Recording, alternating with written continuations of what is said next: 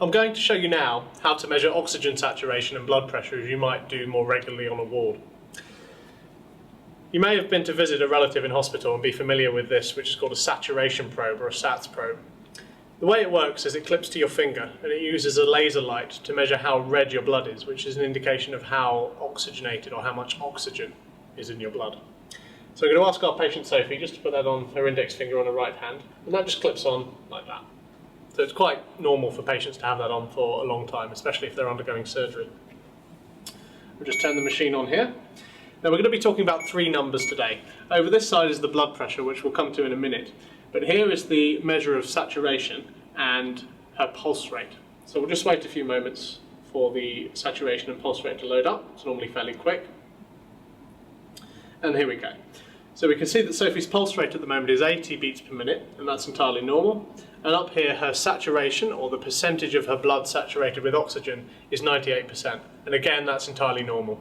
Most normal healthy people have a range from 97 to 100%.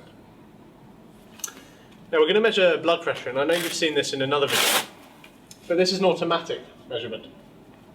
So we'll just roll up your sleeve, Sophie, and again, that goes on the arm here.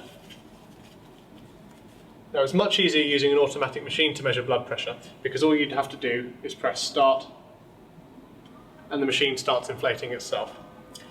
Now this machine measures systolic and diastolic blood pressure. Systolic is the top blood pressure, which is generated when your heart beats. So when the heart squeezes blood, it increases your blood pressure to its maximum, and that's the systolic pressure. When your heart relaxes in between heartbeats, your blood pressure falls to its lowest, and that's what's called the diastolic blood pressure. And that's why you get two numbers. You can see here that the cuff pressure is at 52 now, so it's come down, and in a moment we should see her blood results. So here we go.